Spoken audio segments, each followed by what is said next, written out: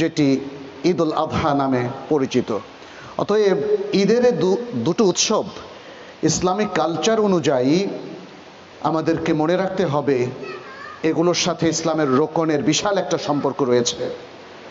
ঈদের এই উৎসবটা শুধুই আনন্দমুখর কোনো উৎসব নয়, এটি হলো ইবাদত এবং আনন্দ দুটোর চমৎকার সংমিশ্রণ। ইসলাম আমাদেরকে ইবাদতের নির্দেশনা দিয়েছে, বলেছে ইবাদতই হচ্ছে মোমেন জীবনের বরং সকল মানুষের জীবনের প্রধান লক্ষ্য। ওমা খালাকতুল জিন্না ওয়াল ইনসা ইল্লা লিয়াবুদুন। আর ইবাদতের মধ্যেই, ইবাদতের এই প্রোগ্রামের মধ্য দিয়েই মুসলিম তার আনন্দ খুঁজে নেবে। ঈদ উল ফিতর তেমনই একটি চমৎকার উপলক্ষ। এই দিন আমরা শুরু করি তাকবীর দিয়ে। রমাদানের শেষ সিয়ামের দিন যখন শেষ হয়, সূর্য অস্ত যাওয়ার সাথে সাথে তখনই শুরু হয়ে যায় তাকবীর। আল্লাহু আকবার, আল্লাহু আকবার, লা ইলাহা ইল্লাল্লাহু, আল্লাহু আকবার, আল্লাহু আকবার ওয়ালিল্লাহিল হামদ। সেই তাকবীর চলতে থাকে ঈদের সালাতের আগ পর্যন্ত। ঈদগাহে আসার পথে এই তাকবীর দিতে দিতে আসবেন। ঈদগাহে এসে বসে সালাতের আগ পর্যন্ত কোনো বক্তৃতা নয়, কোনো জালসা নয়, কোনো কথাবার্তা নয়, এই তাকবীরই চলতে থাকবে। এবং তারপরে খতিব ইমাম আসবেন, তিনি সালাত কায়েম করবেন। সালাতের পরে খুতবা, এটি হচ্ছে রাসূল সাল্লাল্লাহু আলাইহি সাল্লামের সুন্নাহ। আলহামদুলিল্লাহ, আমরা যেহেতু রাসূল সাল্লাল্লাহু আলাইহি সাল্লামের সুন্নাহকে ফলো করেই এই উৎসব পালন করছি, সালাতুল ঈদটা পড়ছি, অতএব ছোটোখাটো প্রত্যেকটা ক্ষেত্রে এই নবী সাল্লাল্লাহু আলাইহি সাল্লামকে অনুসরণ করা, এটাই হচ্ছে আসলে উম্মার কাছে আল্লাহর নির্দেশ এবং রাসূল সাল্লাল্লাহু আলাইহি সাল্লামের নির্দেশনা। আমরা ঈদ উল ফিতরের এই মহান দিনে খেয়াল করবেন, সকালেই ঈদের সালাতের আগে সিয়াম ভেঙেছে, এটাও রাসূল সাল্লাল্লাহু আলাইহি সাল্লামের সুন্নাহ। তিনি বিজোড় সংখ্যক খেজুর খেতেন। বিজোড় সংখ্যক যদি কেউ না খেয়ে জোড় সংখ্যক খান, এতে তার কোনো পাপ হবে না। কিন্তু ফোকাসটা মনে রাখবেন সব সময়, সুন্নাহকে ফলো করা। জীবনের প্রত্যেকটা ক্ষেত্রে সুন্নাহকে যদি আমরা ফলো করতে পারি এবং সেটাকে আঁকড়ে ধরতে পারি, তাহলেই মুসলিম জীবনের সফলতা। মুসলিম জীবনের সবচেয়ে বড় সফলতা যখন সে আল্লাহর প্রতি ঈমান রাখে এবং যখন সে সেই ঈমানের উপর ভিত্তি করে সে আল্লাহর ইবাদত করে, তখন তার প্রত্যেকটা ইবাদতে সে এনজয় করে। এই যে একটা মাস আমরা সিয়াম কিয়াম পালন করলাম, আলহামদুলিল্লাহ, তাই না? প্রত্যেক মানুষ কি কষ্ট নিয়ে পালন করেছে নাকি খুশি আনন্দ সহকারে? মুসলিম উম্মার মধ্যে এক মহান ঐক্য সাধিত হয়েছে, যে ঐক্যর স্বপ্ন মানুষ দেখত, যে কিভাবে মুসলিম উম্মার মধ্যে ঐক্য হবে। এটা তো একটা ঐক্য। সারা পৃথিবীর সকল মুসলিম সিয়াম পালন করছে, একসাথে ইফতার করছে, কি আনন্দ নিয়ে। এবারও দেখলাম শুধু হারামাইন নয়, মক্কা মদিনা নয়, এই বাংলাদেশে সবাই ইফতার বিলাচ্ছে। যে রিক্সাওয়ালা ভাইদেরকে সারা বছর ভুলে থাকে, তাদেরকে ইফতার বিলাচ্ছে। পথচারীদেরকে কেউ পানীয় খাওয়ায় না, কিন্তু এই রমাদানে ইফতার বিলাচ্ছে, পানি বিলাচ্ছে। সুবহানাল্লাহ, এক অন্যরকম সম্প্রীতি, অন্যরকম ভালোবাসা, অন্যরকম মাহাব্বা। সুবহানাল্লাহ। প্রিয় ভাইরা, প্রিয় উপস্থিতি, হে মুসলিম উম্মাহ, এই সম্প্রীতি কি আমরা ধরে রাখতে পারি না? এই ভালোবাসাটা কি আমরা জাগরুক রাখতে পারি না? আমাদের দেশে, এই প্রিয় বাংলাদেশে এই ভালোবাসা, এই দিদি মাহাব্বা আমরা কি প্রতিষ্ঠিত রাখতে পারি না? যদি তাই রাখতে পারি, তাহলে চলুন এই রমাদান থেকে নতুন জীবন শুরু হোক, নতুন বাংলাদেশের যাত্রা শুরু হোক, নতুনভাবে ইবাদতকে আমরা প্রতিষ্ঠিত করতে থাকি। আমাদের যিনি সবসময় গাইড করছেন, তিনি হচ্ছেন আল্লাহ সুবহানাহু ওয়া তাআলা, আর তার মেসেঞ্জার রাসূলুল্লাহ সাল্লাল্লাহু আলাইহি সাল্লাম। আল কোরআন এবং আস সুন্নাহ, এই দুটো আমাদের জন্য গাইডলাইন। এই দুটো যত দিন ধরে ভালো করে পড়ব, বুঝব আর আমল করব, অনুসরণ করব, ততদিন মুসলিম উম্মাহ কোনোদিন পথ হারাবে না। মনে রাখবেন, আজকের এই আনন্দের দিনে আমরা যেন ভুলে না যাই আমরা আল্লাহর বান্দা, ভুলে না যাই যেন আমরা একটা মাস সিয়াম কিয়ামের মধ্য দিয়ে তাকওয়া অর্জনের চেষ্টা করেছি। আমরা যেন ভুলে না যাই সিয়াম আমাদের ঈমানকে ঠিক করে দিয়েছে, যেন ভুলে না যাই আমাদের যে নিষ্ঠা, যে সিনসিয়ারিটি, যে ইখলাস, সিয়ামের মধ্য দিয়ে তা পরিপূর্ণভাবে আমরা অর্জন করেছি। এমন এক সিয়াম, এমন একটা আমল আমরা করেছি যে আমলটা সত্যিই করেছি কিনা আল্লাহ ছাড়া কেউ জানে না। সেজন্যই আল্লাহ বলেছেন আসিয়ামু লি ওয়া আনা আজজি বিহি, আমার জন্যই বান্দা সিয়াম রেখেছে, কারণ সে আসলেই সিয়াম রেখেছে কিনা আমি আল্লাহ ছাড়া আর কেউ জানে না। ফলে আমি তার স্পেশাল পুরস্কার দেব, তাকে বাবুর রাইয়ান দিয়ে ঢোকাবো। সুবহানাল্লাহ। ভুলে যাবেন না আপনাদের জন্য কে করেছেন এই আয়োজন? মহান আল্লাহ সুবহানাহু ওয়া তাআলা এই আয়োজন করেছেন। এত সম্মাননা দিয়েছেন, রাইয়ান ফটক দিয়ে আপনাদেরকে ঢোকাবেন এবং তারপরে আপনাদেরকে পুরস্কার দিবেন কে? আল্লাহ সুবহানাহু ওয়া তাআলা। তাহলে আজকের আনন্দের দিনে আল্লাহকে ভুলে যাবেন? এমন আনন্দে, এমন উল্লাসে আপনি মেতে উঠবেন যেটা আল্লাহর নাফরমানি, আল্লাহর অবাধ্যতা, যেটা পাপ এবং যেটা অন্যায়, সেটা করাটা ঠিক হবে না। যদি কেউ করেন, তার চাইতে আসলে আল্লাহদ্রোহী কোনো ব্যক্তি কি থাকতে পারে? যে আল্লাহর জন্য পুরো মাসটা জুড়ে আমরা আমল করেছি, কেঁদেছি, গভীর রাতে কিয়ামুল লাইল করেছি, আল্লাহর কাছ থেকে পাপের ক্ষমা চেয়ে নিয়েছি, তওবা ইস্তেগফারের মধ্য দিয়ে নিষ্পাপ হওয়ার এই যাত্রা শুরু করেছি, আর আজকের একটা দিন পার হতে না হতে আমরা সে আল্লাহকে ভুলে যাব, আমরা সে আল্লাহর বিরুদ্ধে দাঁড়াবো, আমরা আল্লাহর নাফরমানি করব, আল্লাহ রাসূল সাল্লাল্লাহু আলাইহি ওয়াসাল্লামের সুন্নাহ থেকে বিচ্ছিন্ন হয়ে যাব। এটা হতে পারে না, বুদ্ধিমান কোনো মানুষ সেটা করতে পারে না। অতএব আজকের দিনে আপনাদের প্রতি প্রথম নাসিহা হচ্ছে, আসুন যেই জীবনযাত্রা, যে সুন্দর ইবাদত দিয়ে জীবনকে আমরা সাজিয়েছি একটি মাস, সেই যাত্রাটা যেন অব্যাহত থাকে। আমরা যেন আমাদের যাত্রাকে ক্ষান্ত করে না দেই, আমরা যেন আমাদের রব আল্লাহ সুবহানাহু ওয়া তাআলা থেকে ডিটাচড না হয়ে যাই।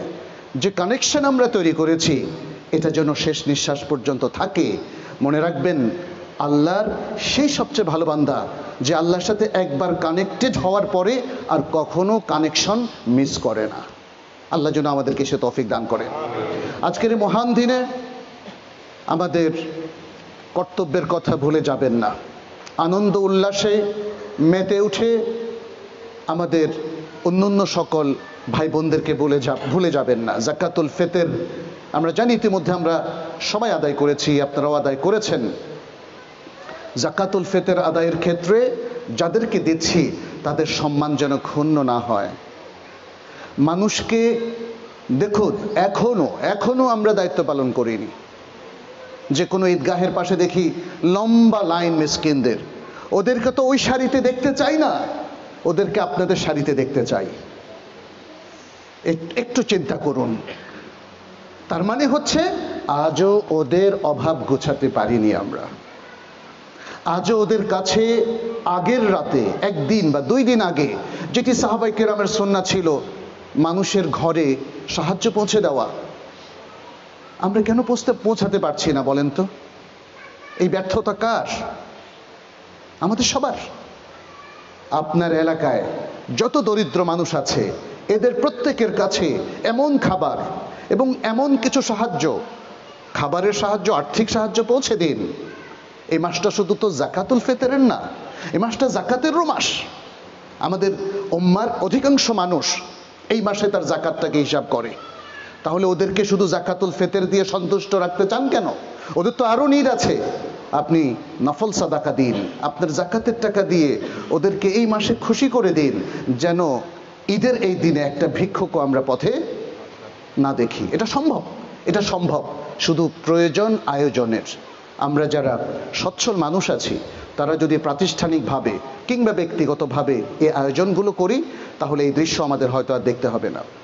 আমাদের আজকের এই মহান দিনে নবী সাল্লাল্লাহু আলাইহি সাল্লামের অন্যান্য সুন্নাহগুলো মনে রাখতে হবে।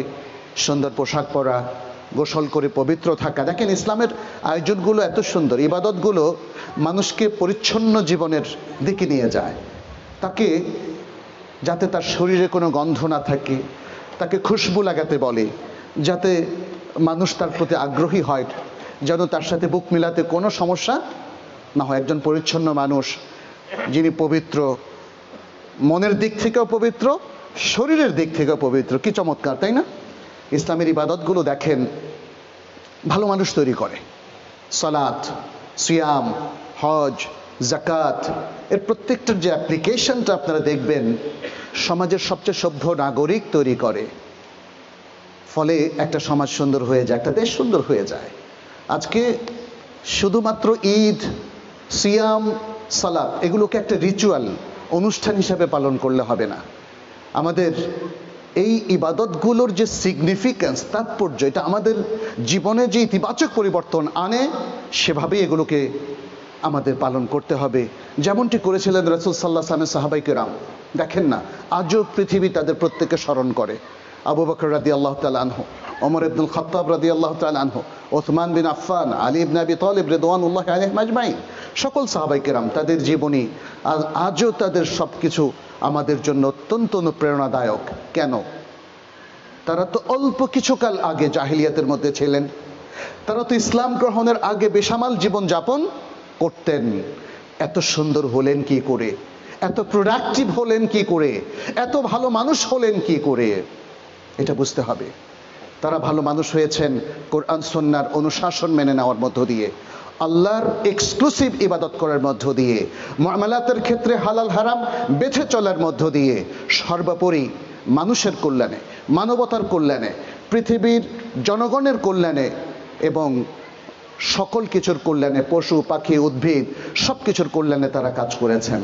ফলে একটা মরুভূমিকে তারা সুজলা সুফলা শস্য শ্যামলা মদিনায় পরিণত করেছেন। সুবহানাল্লাহ। আল্লাহ আমাদের দেশেও কিন্তু অনেক বেশি বারাকা দিয়েছেন। এই দেশে না চাইতে তো সব সবুজ। আমরা কেউ খনন না করে অনেক নদী পেয়েছে কিনা?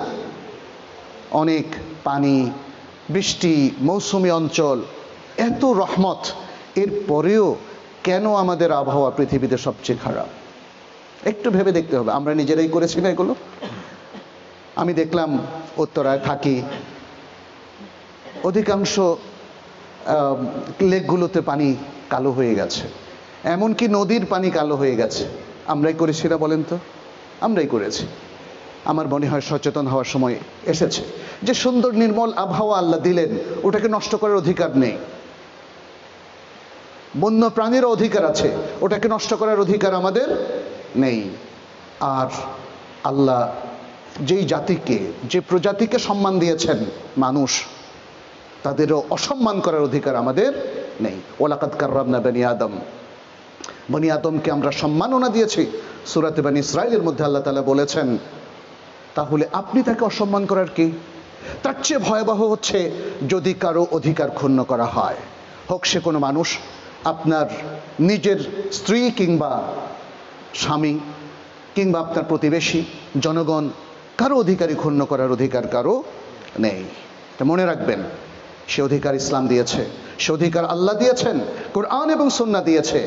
ইসলাম আমাদেরকে মানুষকে সম্মান করতে শেখায়, অধিকার দিতে শেখায়। ইসলাম আমাদেরকে আখলাক শেখায়, যে আখলাকের একটা আকাল চলছে বাংলাদেশে, একটা দুর্ভিক্ষ চলছে। মানুষ খুব রিয়াক্টিভ, কথায় কথায় একজন আরেকজনের উপর হামলে পড়েন, আক্রমণাত্মক। এটা থেকে মুসলিমদেরকে উঠে আসতে হবে। আমাদের ভালোবাসা সম্প্রীতি আমাদের কিন্তু পরস্পরের প্রতি সহানুভূতি তৈরি করে, সহিষ্ণুতা তৈরি করে, সম্মানবোধ, শ্রদ্ধাবোধ তৈরি করে, ছোটদের প্রতি স্নেহ, বড়দের প্রতি শ্রদ্ধা এবং ভালোবাসা তৈরি করে। অতএব আসুন আমরা যেন এই আখলাকটা অর্জন করতে ব্রত হই।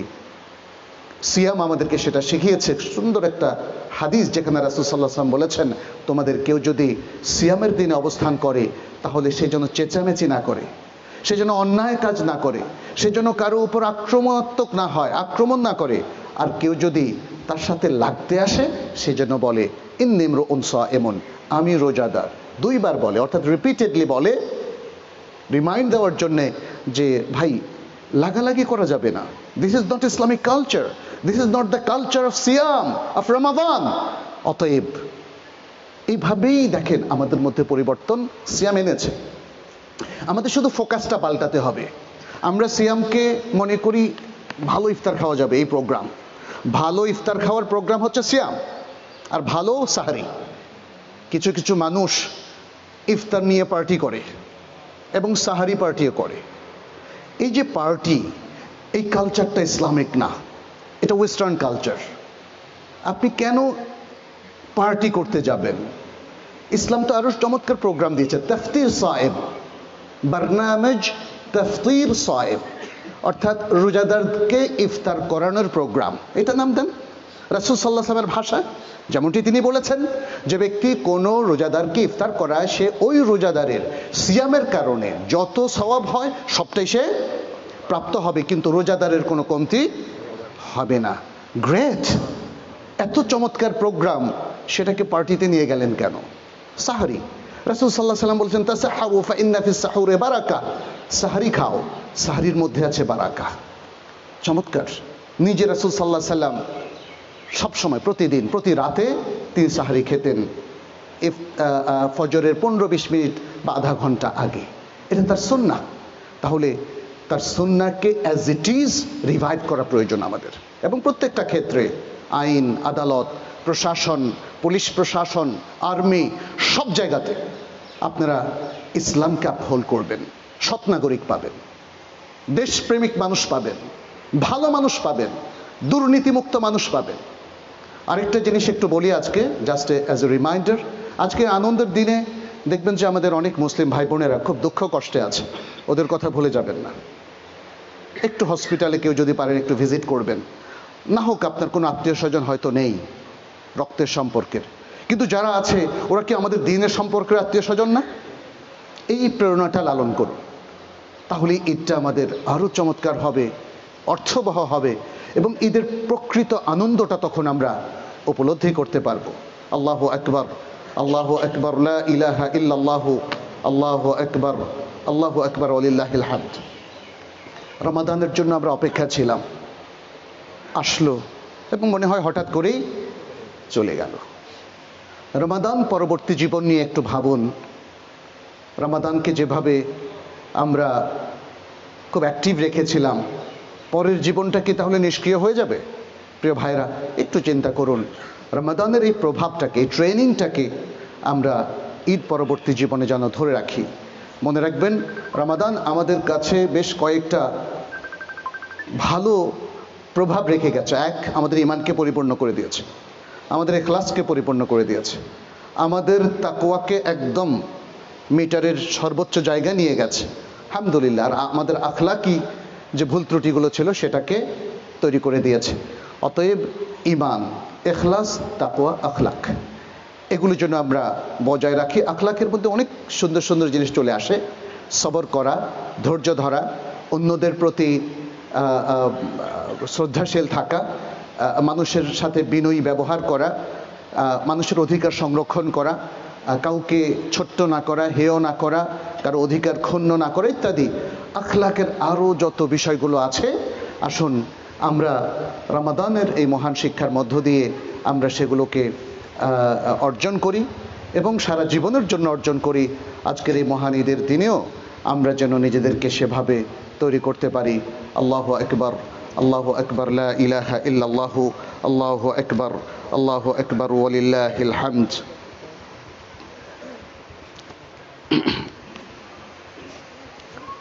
আরেকটা, বিসমিল্লাহির রহমানির রহিম।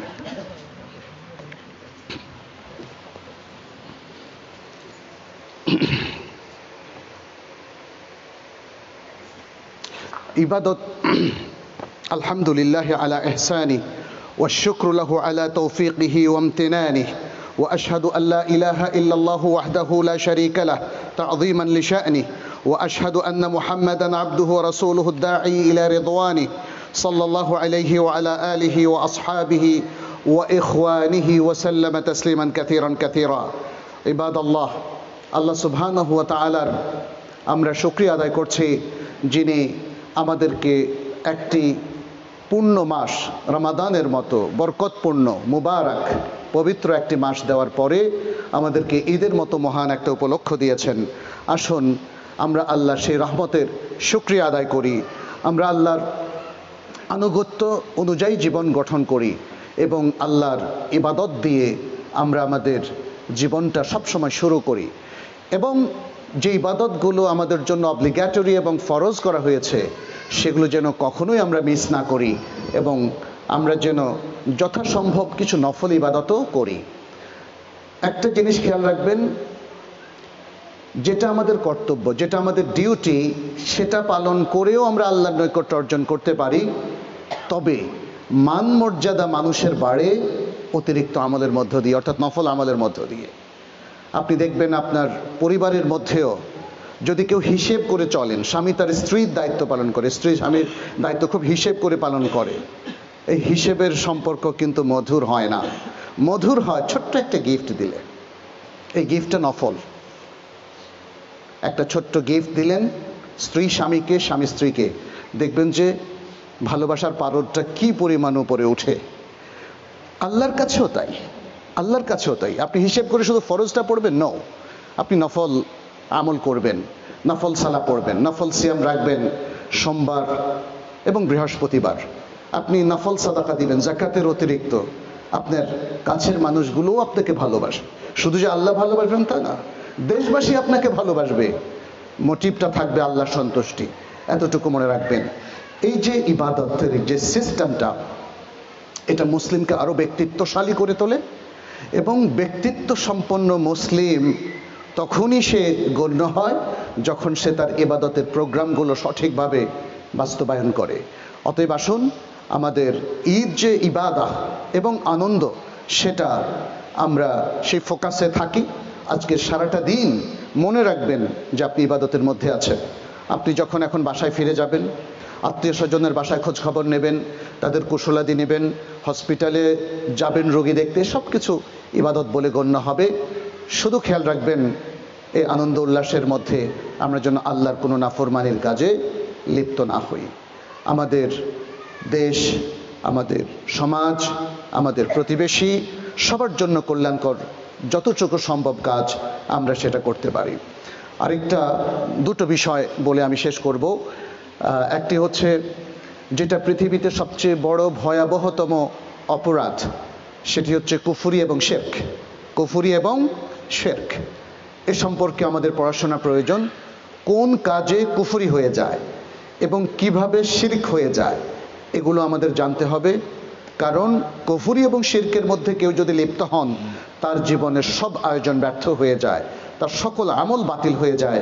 আল্লাহ সুবহানাহু ওয়া তাআলা কোরআনে বারবার সেটি বলেছেন, এবং বলেছেন যে তাকে চিরতরে আল্লাহ জান্নাত হারাম করে দেন, জাহান্নাম তার জন্য অবধারিত করে দেন। লা ইন আশরাকতা লা ইয়াহবাতান্না আমালুক ওয়া লা তাকুনান্না মিনাল খাসিরিন। যদি শিরক করো তাহলে সকল আমল তোমার বাতিল হয়ে যাবে এবং তুমি ক্ষতিগ্রস্তদের অন্তর্ভুক্ত হবে। আর আরেকটি বিষয় হচ্ছে সুন্নাহকে ফলো করা এবং সুন্নাহর বিপরীত অবস্থান বেদাতকে বর্জন করা, এবং এর মধ্য দিয়ে আমরা আশা করছি আমাদের প্রত্যেক আমল আল্লাহর কাছে কবুল হবে। আল্লাহর আমলটা আল্লাহ এবং তার রাসূল যেভাবে বলেছেন সেভাবে আদায় করা, সেভাবে আদায় করার মধ্য দিয়েই সেটা আল্লাহর কাছে অ্যাকসেপ্ট হবে। আর আপনি যদি নিজের মন মতো করেন অথবা কোরআন সুন্নাহর অনুশাসন থেকে বের হয়ে যান, তাহলে সেটি আল্লাহর কাছে কবুল হবে না। এবং সেই জন্যই দেখেন আমরা টাইম মতো সিয়াম রেখেছি, টাইম মতো ইফতার করেছি। ইফতারের 1 মিনিট আগেও কাউকে জোর করে কি ইফতার করানো যেত? অথবা সাহরির টাইম শেষ, তারপরেও কি কেউ সাহরি করেছেন? এটা হয়নি। এই শৃঙ্খলাগুলো ইসলাম আমাদেরকে শিখিয়েছে। এই শৃঙ্খলার সাথে ইসলামের পলিসি, স্ট্র্যাটেজি, ইসলামের নীতিমালা, ইসলামের নির্দেশনা সবকিছু অন্তর্ভুক্ত। অতএব আসুন আমরা আজকের এই আনন্দের দিনে আবারও আল্লাহমুখী থাকি, আল্লাহমুখী হই। আল্লাহ যেন আমাদের ঈদকে কবুল করেন, আল্লাহ যেন আমাদের সিয়াম এবং কিয়ামকে কবুল করেন, আল্লাহ যেন আমাদের সকলের ভালো আমলগুলোকে কবুল করেন, আল্লাহ যেন আমাদের মুসলিম উম্মার সকল মুসলিমের রুটি রোজগার, রিজিক, সন্তান সন্ততি সবকিছুর মধ্যে বারাকা দেন। আল্লাহ যেন আমাদের নতুন প্রজন্মের মধ্যে বারাকা দেন, আল্লাহ যেন আমাদের দেশের মধ্যে বারাকা দেন, আল্লাহ যেন আমাদের সমাজে বারাকা দেন। আল্লাহ যেন এই ঈদগাহ, এই মসজিদ এবং ঈদগাহ কেন্দ্রিক যে মুসলিম, প্র্যাকটিসিং মুসলিম যারা দিনকে ভালোবাসে, যে শ্রেণী গড়ে উঠেছে, আল্লাহ তাদের মধ্যে বারাকা দিন। যারা এই আয়োজন করেছেন তাদের মধ্যে বারাকা দিন। আল্লাহ আমাদেরকে তার হেদায়েতের উপর রাখুন, কোরআন এবং সুন্নাহর সঠিক মুত্তাবা হওয়ার তৌফিক দান করুন, এবং আল্লাহ আমাদের সকল আমলের মধ্যে বারাকা দিন, যাতে আমরা এই আমলগুলোর মধ্য দিয়ে দেশ, সমাজ, মানুষ, মানবতার পক্ষে দাঁড়াতে পারি, মানুষের কল্যাণে কাজ করতে পারি। আল্লাহ যেন আমাদেরকে সে তৌফিক দান করেন। আল্লাহ আমাদের ঈদের মধ্যে বারাকা দিন, ঈদের দিনের আমলের মধ্যে বারাকা দিন, আমাদের খাদ্য খাবারে বারাকা দিন, আমাদের জাতির উপর থেকে, বিশেষ করে বাংলাদেশের উপর থেকে তার যে কোনো ক্রোধ আঘাত তিনি উঠিয়ে নেন। বাংলাদেশে সঠিক নেতৃত্ব প্রতিষ্ঠিত করার তিনি তৌফিক দান করেন, এবং আমাদের সবার মধ্যে আল্লাহ যেন নেতৃত্বের গুণাবলীও তৈরি করে দেন, যাতে আমরা সব কিছু সুন্দরভাবে পরিচালিত করতে পারি। আল্লাহর কাছে তৌফিক কামনা করে এবং আপনাদের সবার প্রতি আমার মাহাব্বা, ভালোবাসা, শ্রদ্ধা রেখে আমরা এখানে শেষ করছি। আল্লাহু আকবার, আল্লাহু আকবার, লা ইলাহা ইল্লাল্লাহু, আল্লাহু আকবার, আল্লাহু আকবার, ওয়ালিল্লাহিল হামদ। ইবাদাল্লাহ, ইন্নাল্লাহা ইয়া'মুরু বিল আদলি ওয়াল ইহসান।